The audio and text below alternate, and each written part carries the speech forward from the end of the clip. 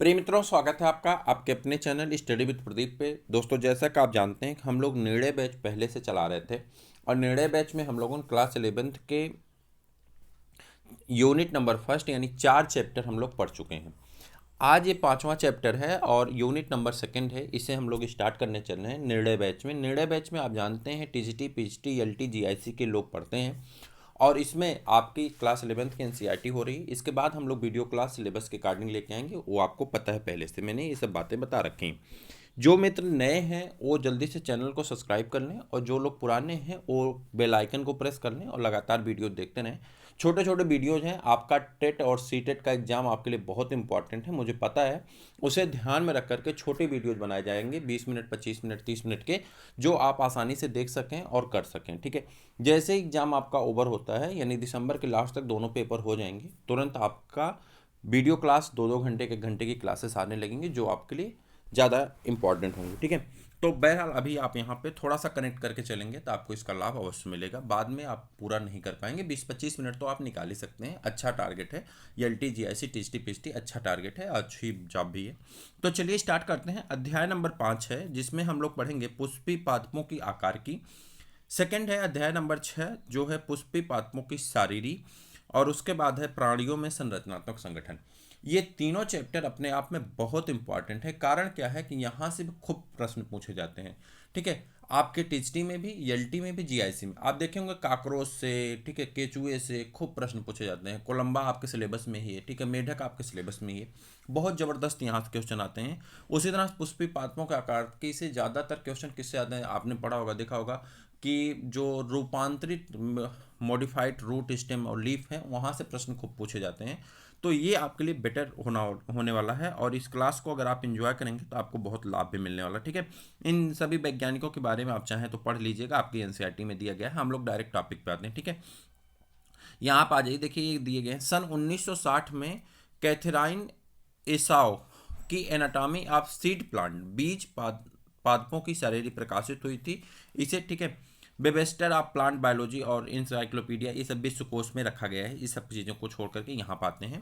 अध्याय नंबर 5 है जहाँ पे कहा गया पुष्पी पादपों की आकार की। हमें पढ़ना है कि पुष्पी पादपों की आकार की क्या होती। आप जानते हैं किसी पादप को पढ़ने से पहले आपके दिमाग में जैसे ही प्लांट कहा जाता है, आपके दिमाग में बहुत सारी चीज़ें नाचना शुरू कर जाती हैं, जैसे जड़, तना, पत्ती, ठीक है, फल, फूल इत्यादि चीज़ें आपके दिमाग में स्वतः आने वाली हैं। इसमें कोई भी नो डाउट चीज़ें हैं। ठीक है। तो मूल मतलब होता है रूट। यहाँ पे लिखा गया ना मूल, सिलेबस में क्या क्या रखा गया ध्यान से देख लें। मूल, मूल मतलब होता है रूट, रूट मतलब होता है जड़। ठीक है।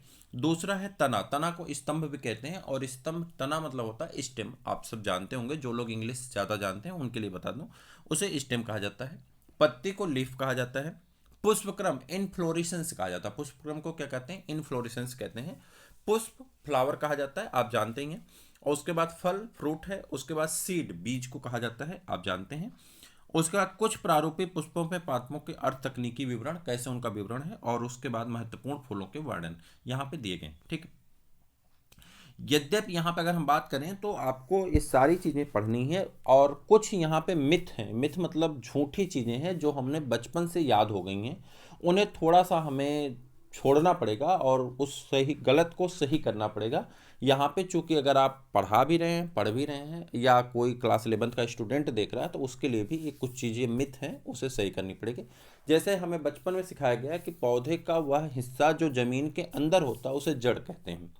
ये बचपन में हर एक क्लास की बुकों में भी यही दिया गया है। इवन एनसीईआरटी की जो बुक हैं बच्चों में, या सीईआरटी की बुक है, उसमें भी यही दिया गया है कि ज़मीन पे वह हिस्सा, पौधे का वह हिस्सा जो ज़मीन के अंदर होता है उसे जड़ कहते हैं, जो ज़मीन के ऊपर होता है उसे तना कहते हैं, और जो लगी होती हैं उस पर हरी हरी उसे पत्तियाँ कहते हैं। ऐसे छोटी क्लास उसमें 6, 7, 5 में दिया गया है। और वो होता क्या, कुछ समय हमें मेमोराइज कराया जाता है, हम याद कर लेते हैं। इसमें थोड़ा सा मिथ ये है कि पौधे के जमीन के नीचे पौधे का जितना हिस्सा होता है जरूरी नहीं कि वो सभी जड़ हो। कभी कभी तना भी जमीन के नीचे पाया जाता है, जैसे अदरक है, ठीक है, आलू है, अदरक है, आलू है, लहसुन है, प्याज है। इस सभी चीज़ें, लहसुन प्याज आप जानते हैं गार्लिक ओनियन कहते हैं, और आलू को पोटैटो कहते हैं, और जिंजर कहते हैं अदरक को। तो ये सभी चीज़ें जो हैं कहाँ पाई जाती हैं, जमीन के नीचे पाई जाती हैं, और जो कि ये तने का एक रूपांतरण है। ठीक। उसी प्रकार से बहुत सारी ऐसी जड़ें होती हैं जो ज़मीन के बाहर निकली होती हैं। आपने शायद पढ़ा होगा निमेटोफोर रूट, जिसमें श्वसन मूल पाए जाते हैं और जड़ नीचे जा करके फिर घूम करके ऊपर आ जाती है, जो श्वसन करती हैं। ठीक, श्वसन मूल जड़ कहा जाता है इन्हें। तो मुझे उम्मीद है कि आप इन सब चीज़ों से वाकिफ़ होंगे।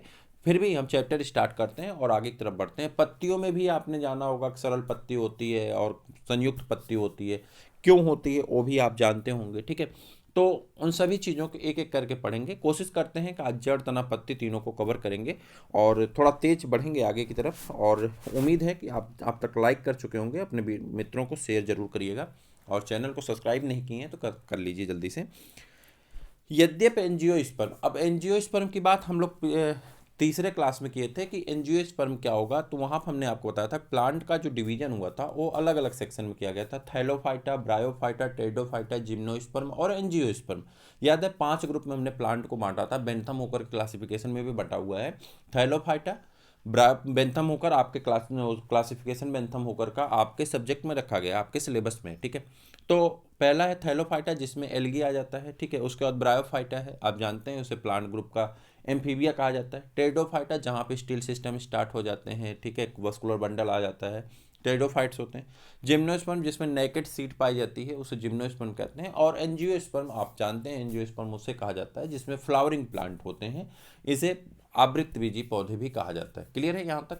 तो कह रहा है कि यद्यपि एंजियोस्पर्म की आकार की अथवा बाह्य संरचना में बहुत विविधता पाई जाती है। अगर आप देखें फ्लावरिंग प्लांट को तो कुछ बड़े छोटे छोटे होते हैं, कुछ बहुत बड़े होते हैं, तो बहुत डिफरेंस है, ये तो सच है, बहुत सारे डिफरेंस पाए जाते हैं। और क्या है फिर देखते हैं आगे।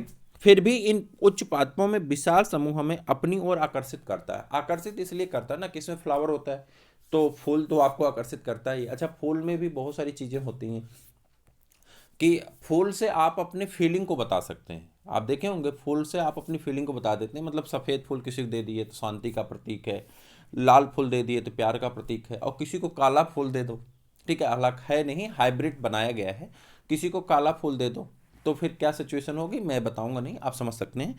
तो ये सारी चीज़ें होती क्या है कि फूल की वजह से आप पौधे तक अट्रैक्ट हो जाते हैं। आप ही नहीं अट्रैक्ट होते, पशु पक्षी भी अट्रैक्ट होते हैं। आपने देखा होगा बहुत सारी तितलियाँ, मधुमक्खियाँ वहाँ पे जाती हैं, भला स्वार्थवश ही जाते हैं लेकिन जाते जरूर हैं। इन उच्च पादपों में मूल 3 चीज़ें जो हैं कॉमन है, 3 या 4 चीज़ें, 5 चीज़ें जो भी हैं आपकी कॉमन। कौन कौन सी? जड़ कॉमन है, सभी पौधों में पाई जाएगी, बिना जड़ के पौधा होगा नहीं। तना होगा ही, पत्तियाँ होंगी ही, फूल और फल होंगे ही। तो ये सभी पौधों में कॉमन चीज़ें हैं। जो कि किस तरह के पौधे होंगे? एंजियोस्पर्म पौधे होंगे। उन सभी पौधों में ये 5 चीज़ें आपको कॉमन दिखाई पड़ेंगी। शेप, साइज, आकार, प्रकार, रंग, रूप अलग हो सकते हैं लेकिन इन सभी चीज़ें कॉमन होती हैं। क्या क्या पाया जाता है आप जानते हैं? जड़ पाया जाएगा, तना पाया जाएगा, पत्ती पाई जाएगी, फूल पाया जाएगा और फल पाया जाएगा। मुझे उम्मीद है कि आप इस बात को समझ गए होंगे। मुख्य लक्षण है। अध्याय 2 और 3 में हमने पौधों के वर्गीकरण के समय अध्ययन किया कि आकार की और अन्य लक्षणों के आधार हैं। वर्गीकरण तथा उच्च पादपों की भली भांति समझने के लिए सभी जीवों के लिए हमें संबंधित मानक वैज्ञानिक शब्दावली, ठीक है, की आवश्यकता होती है। अच्छा, आपका जो पहला टॉपिक रखा गया है, अगर आप एलटी का सिलेबस देखे होंगे, मैंने कल शेयर किया था व्हाट्सएप पे सबके, यदि आप नहीं पाए हैं तो आप नीचे नंबर दिया गया 8004109989, मैं यहाँ पर नंबर लिख देता हूँ 8004109989, ये व्हाट्सअप नंबर है। यदि आपको एलटी का सिलेबस नहीं मिला है तो आप यहाँ पे व्हाट्सअप करिए, आप एलटी का सिलेबस प्राप्त करिए और उसमें पहली ही लाइन दी गई है टेक्सोनॉमी, टेक्सोनॉमी दी गई है। उसके बाद बाइनॉमियल नॉमेनक्लेचर है, 5 किंगडम सिस्टम क्लासिफिकेशन है, फिर उसके बाद डिफरेंट जो फाइला है उसके जनरल कैरेक्टरिस्टिक फीचर हैं, जनरल कैरेक्टरिस्टिक फीचर हैं अप टू ऑर्डर लेवल तक। तो ये सारी चीज़ें वहाँ पे दी गई। पहला जो कह रहा है वर्गीकरण में अगर हम चले जाएं, टेक्सोनॉमी में अगर हम चले जाएं तो सभी जीवों के लिए एक अलग अलग टेक्सान बनाए गए हैं या अलग अलग पद बनाए गए हैं। जैसे फाइलम है, क्लास है, ऑर्डर है, ठीक है, फैमिली है, जीनस है, स्पीसीज है, ये आपने देखा होगा। तो कह रहा उनके हिसाब से उन्हें अनुकूलित कर दिया गया, कौन कहाँ पे एडजस्ट हो सकता है उनको एक वर्गीकरण में बांट दिया गया। मैंने अभी शुरुआत में ही बेंथम मुखर की बात की कि उसके क्लासिफिकेशन के हिसाब से हमने प्लांट को 5 भागों में बांट रखा है। थैलोफाइटा, ब्रायोफाइटा, टेरिडोफाइटा, जिम्नोस्पर्म और एंजियोस्पर्म, हमने 5 भागों में बांट रखा है। तो उसमें से एंजियोस्पर्म की हम लोग बात कर रहे हैं। जैसे यहाँ पे दिया गया है, जैसे विभिन्न विभिन्न आवासों के प्रति अनुकूल। अब कुछ ऐसे हैं जो उस आवास के हिसाब से, जैसे एक्वेटिक प्लांट मतलब जलीय पौधे, तो वह जल के लिए अनुकूलित होंगे तभी तो जल में है। कुछ ऐसे होंगे जो डेजर्ट प्लांट होंगे, यानी जो रेगिस्तान के लिए अनुकूलित होगी उनकी शरीर, तभी तो रेगिस्तान में है। संरक्षण, उनका बचाव कैसे होता है? चढ़ना और संचयन। चढ़ना मतलब कुछ ऐसे पौधे होते हैं जो हर्बेसियस हैं, लेकिन उनमें दो गुण पाए जाते हैं, एक होता है क्लिम्बर नेचर और एक होता है क्रीपिंग नेचर। क्लिम्बर मतलब होता है वो दीवालों के सहारे, लकड़ी के सहारे, पौधे के सहारे, किसी दूसरे का सहायता लेकर के उसके ऊपर चढ़ जाते हैं। आपने देखा होगा जैसे कद्दू है, ठीक है, या करेला है, इन्हें देखे होंगे कि दीवालों पे चढ़ जाते हैं। या बहुत सारे ऐसे जो क्या कहते हैं, अमरबेल है, अमरबेल एक पैरासाइट प्लांट है, तो इन्हें आप देखे होंगे कि पौधों के ऊपर चढ़ जाते हैं। तो ये क्लिम्बर हो गए। दूसरा है क्रीपर, जो रेंगते रहते हैं, जमीन पे रहते हैं, जैसे दूब घास है या तरबूज खरबूज है, वाटरमेलन, ठीक है। तो ये सब क्या करते हैं, जमीन पे रेंगते रहते हैं। यानी दो तरह के हर्बेसियस प्लांट को हम बांट सकते हैं, एक को कहते हैं क्लिम्बर और एक को कहते हैं क्रीपर। क्लिम्बर मतलब जो दीवालों, जमीन या मिट्टी किसी के सहारे ऊपर की दिशा में चढ़ता है, उसे क्लिम्बर कहा जाता है। और जो चढ़ नहीं पाता है, जमीन पे रेंगता है, उसे क्या कहते हैं, क्रीपर कहते हैं। आज के विषय में ज्ञान प्राप्त किए होंगे, मतलब कुछ पौधे जलीय होते हैं, कुछ पौधे रेगिस्तानों में पाए जाते हैं, कुछ मेजोफाइट एरिया में होते हैं। तीन तरह के पौधे होते हैं, एक एक्वेटिक प्लांट होता है जो जल में पाया जाता है, डेजर्ट प्लांट होता है जो रेगिस्तान में पाया जाता है, और उसके बाद मेजोफाइट एरिया में पाए जाने वाले पौधे जैसे नीम, आम, पीपल, बरगद हैं, तो मेजोफाइट एरिया में।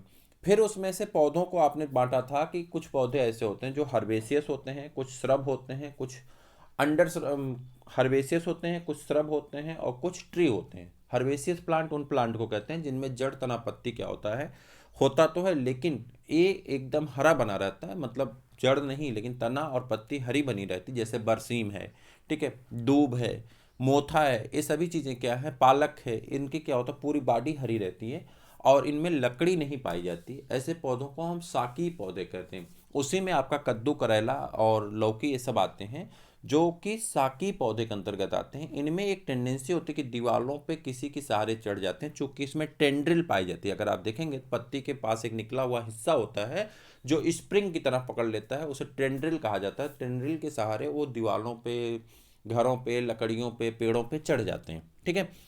दूसरा होता है क्रीपिंग, जिसमें टेंड्रिल नहीं पाया जाता। प्लांट तो हर्बेसियस है, लेकिन उसमें टेंड्रिल की अनुपस्थित होता है, तो पौधे जमीन पे रेंगते रहते हैं, जैसे कि आपका तरबूज है, खरबूज है, आपने देखा होगा, ये सब लोग जानते होंगे। क्लियर है यहाँ तक? नंबर 2 पे आते हैं, जिसे श्रब कहा जाता है। ये झाड़ियाँ होती हैं, जैसे गुलाब है, अरहर है, गुड़हल है, ये सभी पौधे किस में आते हैं, झाड़ियों में आते हैं। मतलब इनमें लकड़ी तो पाई जाती है, लेकिन इतनी अच्छी लकड़ी नहीं होती, कमर्शियली यूटिलाइजेशन उसका हम नहीं कर सकते। तो वह लकड़ी कैसी है, लकड़ी तो है लेकिन कमर्शियली यूज लायक नहीं है, अच्छा बेटर नहीं है, तो उस ऐसी लकड़ी को हम लोग क्या कहते हैं, ऐसे पौधों को क्या कहते हैं, 5-6 फीट के पौधे होते हैं, ऐसे पौधों को श्रब कहा जाता है, झाड़ियाँ कहा जाता है हिंदी में अगर बात करें तो, और इंग्लिश में उसको श्रब कहते हैं। और उसके बाद लास्ट है ट्री, जिसे पेड़ कहा जाता है, आम, नीम, पीपल, बरगद, आप सब लोग जानते होंगे, अच्छी लकड़ियाँ पाई जाती हैं, विकास इनका अच्छा होता है, ठीक है। यदि आप किसी खरपतवार को उखाड़ें तो आप देखेंगे कि उसमें, खरपतवार मतलब कोई भी पौधा उखाड़ लीजिए, खरपतवार जिसे, जो आपके लिए यूज का नहीं है, जो आपके लिए उपयोग का नहीं, उसी को आप खरपतवार कहते हैं, ठीक है। तो खरपतवार आप उखाड़ लिए कोई, तो वो जड़, तना, पत्ती उसमें पाई जाएंगी। इनमें फूल और फल भी लगे हो सकते हैं। मान लीजिए कोई पौधा उखाड़ रहे हैं आप, उसमें फूल फल भी आया हो सकता है, ठीक है। पुष्पी पादपों का भूमिगत भाग मूल तंत्र, जबकि ऊपरी भाग प्ररोह तंत्र कहलाता है। यह हमारी एनसीईआरटी भी कह रही है, लेकिन जब हमारा क्वेश्चन आता है ना, देखिए यहाँ पे, पुष्पी पौधों का भूमिगत भाग यानी जमीन के नीचे का जो भाग है उसे मूल तंत्र कहते हैं। लेकिन कई बार प्रश्न में ऐसे आपको परेशान किया जाता है कि ये तो मिट्टी के नीचे, अब आप इस कॉन्सेप्ट को अगर पकड़ लिए, मिट्टी के नीचे का सारा हिस्सा जड़ होता है, तो आप कुछ चीज़ों को गलत कर देंगे। जैसे अदरक को आप जड़ लगा देंगे, जो कि जड़ है नहीं। आप प्याज को जड़ लगा देंगे, जो कि जड़ है नहीं, तो ठीक है। तो यहाँ पे क्या होता है कि ये चीज़ें अगर हम पकड़ लेते हैं तो थोड़ा सा हमारे लिए गलत हो जाता है। भूमिगत चीज़ें वो हैं, वो तो जड़ कहलाती हैं, लेकिन उसमें बहुत सारी ऐसी चीज़ें हैं जो तने का रूपांतरण भी जड़ के रूप, मतलब जमीन के नीचे पाया जाता है, जो जड़ के रूप में हम कह सकते हैं, तो जमीन के नीचे पाया जाता है। एनसीईआरटी में भाषा देखिए लिखी गई है, पुष्पी पादपों का भूमिगत भाग मूल तंत्र यानी जड़ तंत्र कहलाता है, जबकि ऊपर का भाग जो होता है प्ररोह तंत्र यानी स्टेम तंत्र कहलाता है, स्टेम सिस्टम कहलाता है। तो ये बातें आपकी एनसीईआरटी में लिखी गई, लेकिन बहुत सारे में मॉडिफिकेशन पाया जाता है। इस बात को अपने दिमाग में, अपने सेंस में रखना होगा। इस बात को गांठ बांध करके अगर रख लिए कि नहीं ये जो लिखा गया सही लिखा गया, तो थोड़ा सा हमारा गलत हो सकता है पेपर में। तो इस चीज़ को आप अपने दिमाग में रखिएगा। आज हम लोग यहीं पे छोड़ने वाले हैं। आप चैनल के साथ जुड़िए, अपने मित्रों को जोड़िए, और फिर हम लोग आगे शुरू करेंगे मूल से। नेक्स्ट क्लास में हम लोग मूल और उसके बाद क्या पढ़ने वाले हैं, मूल के साथ साथ हम लोग तना भी पढ़ेंगे। दोनों क्लास को पूरा करने वाले हैं। तो आप देखते रहिए, अपने मित्रों को शेयर करिए। फिर मिलते हैं किसी और वीडियो में, तब तक के लिए इजाज़त दीजिए। जय हिंद।